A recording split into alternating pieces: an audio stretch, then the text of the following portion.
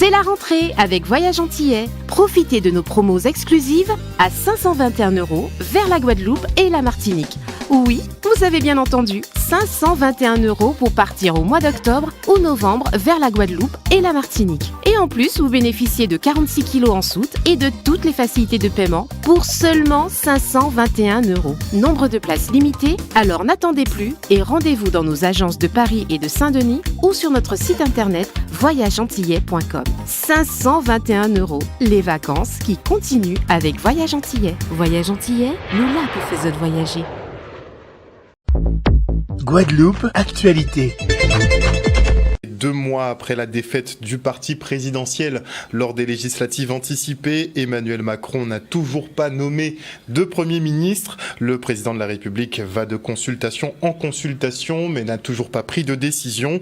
La rentrée se fait donc avec un gouvernement démissionnaire, ce qui laisse planer pas mal de doutes pour la suite, avec les nouvelles réformes effectivement qui doivent rentrer en vigueur. Et ça, il ne manque pas d'irriter les syndicats d'éducation qui n'ont pas réellement d'interlocuteurs valables pour démarrer cette année scolaire.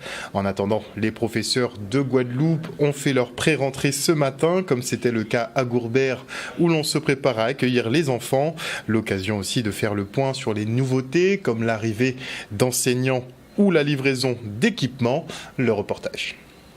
Nous avons profité de cette journée de rentrée des professeurs, justement, pour regarder l'avancée des travaux. Nous sommes satisfaits parce que les directeurs des écoles, si on peut le dire comme ça, nous donnent une bonne notation par rapport aux recommandations et les travaux qui ont été faits durant les 2 mois de vacances, juillet-août. Il reste encore des travaux à faire, mais cela va s'étaler sur les différentes vacances scolaires. On n'est jamais réellement prêt, mais tout est fait pour accueillir les enfants sereinement, avec une bonne organisation, avec une entrée échelonnée, avec une bonne communication. Peu de changements par rapport aux années précédentes. Nous avons quand même un effectif un petit peu plus important, plus d'inscriptions en petite section. Nous avons les mêmes enseignants que l'année précédente, mais nous avons en plus une enseignante stagiaire, puisque nous sommes une école IDEAS. Nous avons donc à disposition une enseignante stagiaire jusqu'au mois de mars qui interviendra 2 jours par semaine, ce qui va libérer du temps à une enseignante pour pouvoir réaliser certains projets. On a fait l'ensemble des écoles, l'école du Beau, le Joseph, l'école Raymond Augustin, la maternelle, également ici l'école de Blanchette, l'école maternelle et école secondaire, élémentaire. Et il est important, après notre visite il y a 3 semaines, de relever les travaux à effectuer, de voir si ça a été réalisé. Et je suis assez ravi des remontées des enseignants, du personnel également encadrant, de leur satisfaction. Et même s'il reste des choses à accomplir, toute œuvre humaine reste inachevée.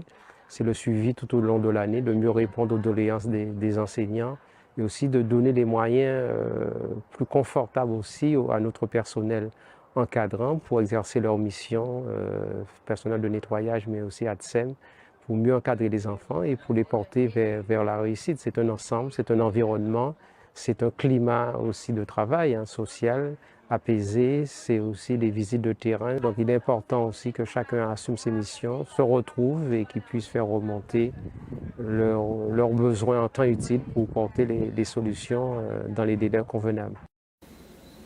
Le département, lui, était en visite de terrain dans les collèges de l'Appel du 18 juin à Lamentin et au collège des Corbins de Sainte-Anne. Ces établissements bénéficient de travaux de sécurité avec l'installation de vidéosurveillance notamment. Des citernes sont également mises en place pour éviter l'arrêt des cours en cas de coupure d'eau qui sont très récurrentes ces jours-ci sur la Riviera du Levant. Regardez. Particulièrement contente, oui bien sûr, parce que ça fait longtemps que la communauté scolaire attendait des travaux. Donc on en a enfin. Il reste encore beaucoup de choses à faire, mais les débuts sont prometteurs et nous sommes contents. Je pense que ça donnera une nouvelle motivation à la fois aux élèves, au personnel. Nous avons un gros problème de sécurité parce qu'il faut savoir que le collège de Lamentin est régulièrement visité et là aussi donc en accord avec le diagnostic de sécurité qui a été fait, mais aussi le lycée qui est à côté puisqu'il est attenant et on doit en tenir compte dans les travaux que nous allons faire pour ce que nous allons mettre en place au niveau de la vidéosurveillance. Je pense que ce sera une bonne solution. Aujourd'hui, nous étions au Lamentin et ici à Sainte-Anne, Deauville, Sainte-Anne. Nous avons voulu faire Douville-Sainte-Anne parce que c'est un collège de campagne de près de 300 élèves dans des conditions totalement différentes du Lamentin qui est près de 800 élèves. Et puis, il y a un certain nombre de travaux qui étaient nécessaires, des travaux sur la couverture, les préaux, les salles, pour que les enfants puissent travailler dans de bonnes conditions. Sur le numérique aussi, également, et sur la sécurité, puisque dans beaucoup de collèges, souvent, nous sommes confrontés à des problèmes de vol, donc il va falloir sécuriser les lieux. Ici, à Sainte-Anne, nous avons mis en place des citernes, puisque on connaît quelles sont les perturbations possibles. Et moi, ce que je veux, c'est que l'école ne sera pas fermée pour une coupure d'eau. Donc, il était nécessaire de faire ces différents travaux. Je souhaite que tous les collèges puissent entrer dans cette dynamique d'économie, comme on dit. On va rebaptiser le collège du Lamentin. Ici, le collège est déjà baptisé, on ne va pas le rebaptiser. Mais ce que je demande, c'est que les salles puissent avoir une dénomination d'acteurs locaux, d'artistes, de monde du sportif ou toute autre personne ayant œuvré. Plutôt que d'aller dans une salle 6B où on appelle salle polyvalente, il faut que la salle puisse avoir un nom, qu'on soit au Lamentin ou encore ici à Deauville, et qui permettra à ce que les enfants puissent connaître celles et ceux qui ont œuvré dans les différents domaines et qui permet que la Guadeloupe est ce qu'elle est. Donc, renforcer le patrimoine et l'identité du pays. Nous allons y aller, nous avons des bonnes raisons de nommer nos salles et nous allons nous y atteler. Nous avons déjà quelques idées en tête. Elles viennent tout naturellement du vécu de l'établissement, des projets qui ont été menés dans l'établissement et certainement des projets à venir. Un reportage signé Olivier Félix. Et à l'appel du Rassemblement pour la protection des peuples et des ressources afro-caribéennes, plusieurs associations de Martinique et de Guadeloupe sont entrées en ordre de bataille contre la vie chère.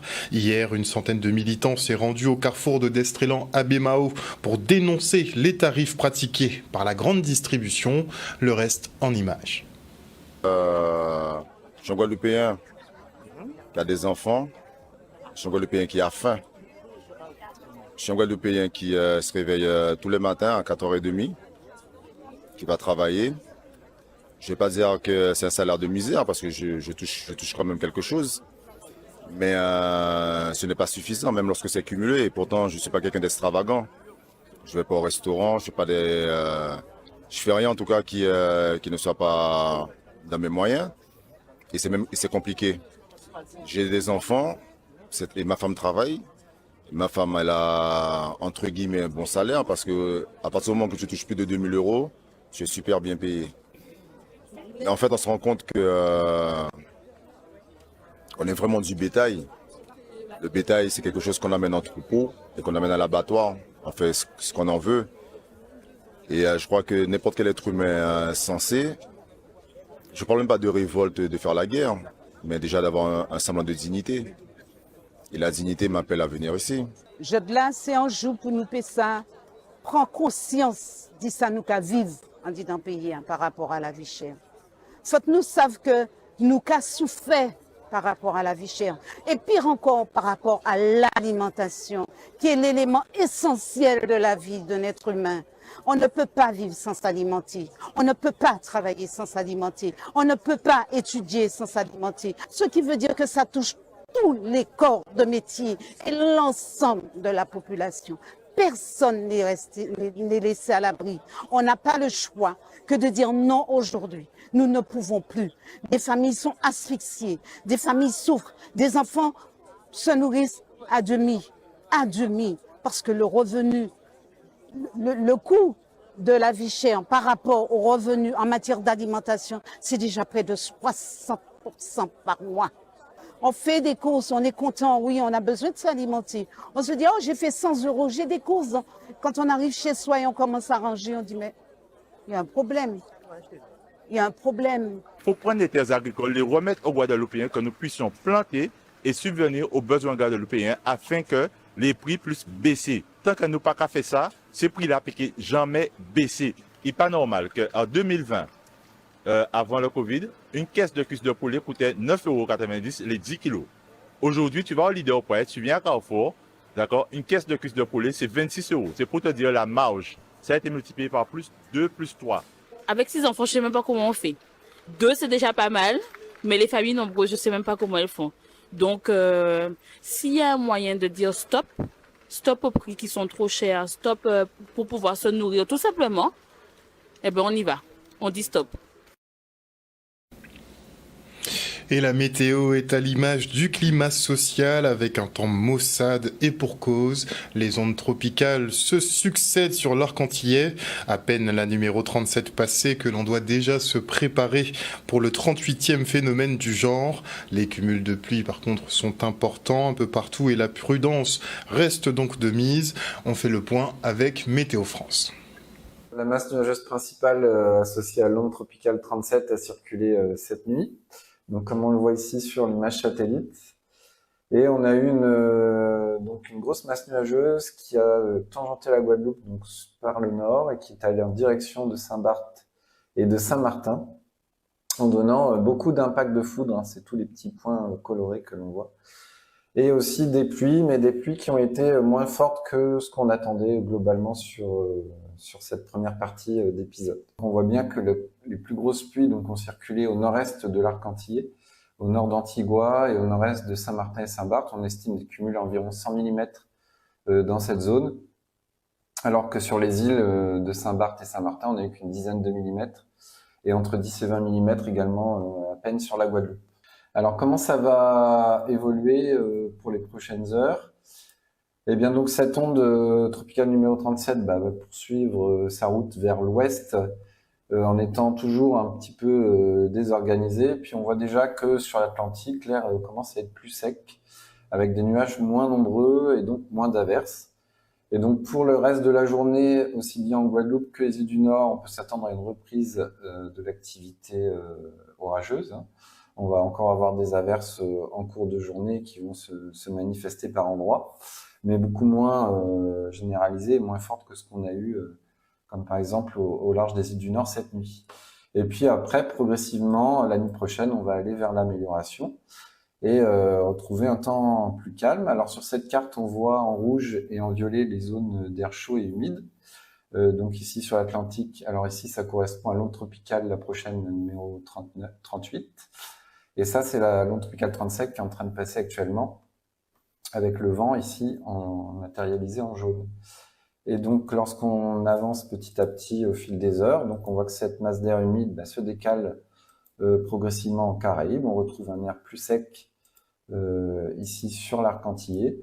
Et puis la prochaine dégradation sera en lien avec l'arrivée de l'onde tropicale 38 ici, qui en fait ne va pas vraiment concerner l'arc antillais, parce que la zone d'air chaud va remonter très vite vers le nord et éviter nos îles.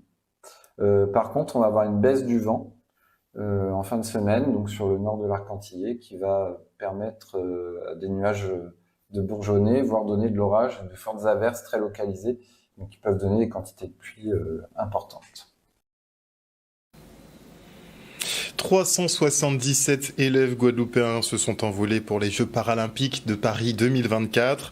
Un séjour financé par le ministère des Outre-mer pour permettre à ces jeunes d'assister aux événements sportifs, mais aussi de découvrir des lieux de culture. Regardez. 407 personnes qui partent, 377 élèves et 30 encadrants. C'est 17 établissements scolaires et écoles qui sont concernés. C'est un projet qu'il porte, que l'Académie porte depuis 2019. Et il s'agit pour ces élèves d'aller participer à 4 épreuves des Jeux paralympiques, mais également d'avoir sur l'ensemble de la semaine où ils seront sur Paris, d'avoir tout un programme culturel, éducatif qui a été préparé au cours de l'année. Donc c'est une chance exceptionnelle avec un financement fort de l'État, puisque c'est plus de 800 000 € qui sont ainsi investis à la fois par le ministère de l'Intérieur et des Outre-mer et par le ministère de l'Éducation nationale. Donc nous réjouissons beaucoup pour cette opération vraiment extraordinaire. Oui, c'est un honneur pour l'école et pour toute la communauté scolaire de voir ces élèves partir avec 4 adultes pour représenter l'école, la Guadeloupe aux Jeux paralympiques de 2024. Je trouve ça incroyable parce que j'avais trop envie de voir les Jeux paralympiques, donc c'est incroyable pour moi. Moi, ça me fait un peu bizarre, mais c'est pareil qu'Adèle. C'est incroyable parce que c'est soit j'ai envie d'aller voir les Jeux Olympiques ou Paralympiques, que ce soit l'un ou l'autre, ça m'intéresse. Je suis très contente pour eux parce qu'ils vont vivre une aventure extraordinaire et je pense qu'ils s'en rendent pas encore compte.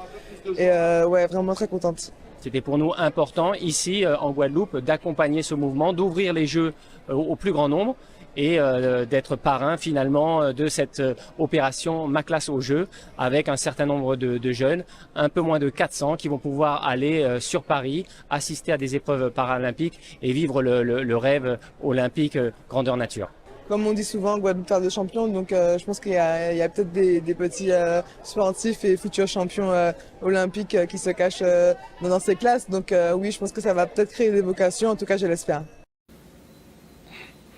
Retour maintenant sur la clôture du Tour de Guadeloupe et félicitations à la team d'Istecreto qui remporte la compétition et effectue même un doublé, première, deuxième place. Regardez. Il termine le tour dans le temps de 32 heures, 44 minutes et 33 secondes, soit une moyenne de 42,480 km/h. Le dossard 44 de la team Istecreto, Kevin Castillo. En la forma de correr, pero demasiado contentos de llevar ese título a casa. Il est très content, il voit que c'est un tour qui est très différent des autres. Aujourd'hui, il est très fier de pouvoir ramener la coupe à la maison. Il dit merci à toutes les équipes, à tous les partenaires qui ont permis cette course aujourd'hui, la population de la Guadeloupe, et merci encore de l'avoir accueilli. Primeramente, merci a la Guadalupe. El calor, el público, la afición es increíble. Creo que en Colombia no tenemos tanta afición, tantas personas animando. Entonces nada, se vive el ciclismo de gran manera, se nota que lo llevan en el corazón y espero que hayan disfrutado este espectáculo. Voilà. Donc il n'a pas cette chaleur, il ne connaît pas ça là-bas chez lui. Et Messi o no.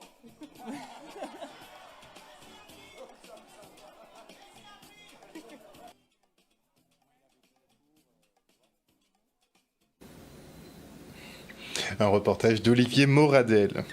Et pour clôturer les vacances, la municipalité de Petit-Bourg invitait la population à brûler des calories. Il faut être en forme pour la reprise. Regardez.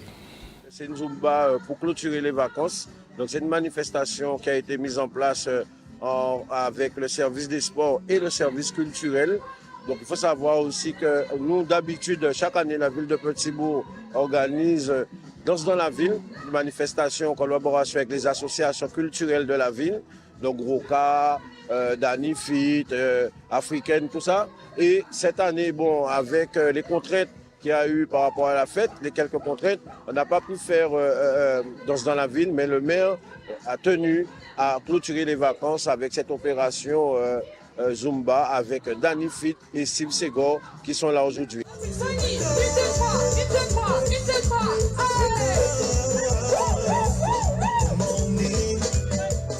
La Zumba, c'est quelque chose qui tout simplement permet de se défouler, de danser, de s'amuser tout en transpirant. Donc c'est ce qui permet aussi de pouvoir aimer le sport entre guillemets. Donc c'est ce qui est top. Ce sont des mouvements de chorégraphie très faciles, très simples.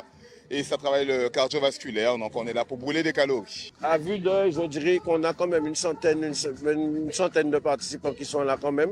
Donc à plus de public qui est là. Et il faut savoir aussi que ça vient de commencer, donc je pense qu'on va finir quand même à 200, 300. Et bon, c'est vrai, majoritairement, c'est que des dames, mais il y a quand même des messieurs. Et on sent que la population aime, on sent que les gens aiment ça, ils aiment s'amuser, se divertir, faire du sport en toute sécurité, ce que la ville de Petit-Bourg leur offre ce soir grâce à la présence de toute l'équipe municipale qui est là, quoi. Je trouve que c'est très bien parce que ça emmène les jeunes et les personnes âgées à se dépenser, tandis qu'en général, nous les jeunes, on reste plus souvent dans notre téléphone. Et là, participer à la Zumba, ça entretient le corps. La santé, c'est important pour notre avenir. C'est une danse et en même temps un sport. En fait, ça part sur une danse et on le transforme en sport. Comme ça, c'est un peu plus fun pour nous, les personnes âgées, un peu tout le monde, c'est un peu plus cool pour le faire. C'est le moment de pouvoir transpirer aujourd'hui. On sait qu'il y a pas mal de personnes en surpoids, en obésité. Donc pourquoi pas partir sur des activités comme cela en groupe, c'est ce qui est bien. Et puis après, par la suite, on peut avoir des suivis, que ce soit au niveau de la nutrition, que ce soit, quel que soit l'objectif, vous pouvez être accompagné. J'attendais au moins 200 personnes et je pense que là, on n'en est pas loin. ONews Radio, toute l'actualité nationale et des Outre-mer.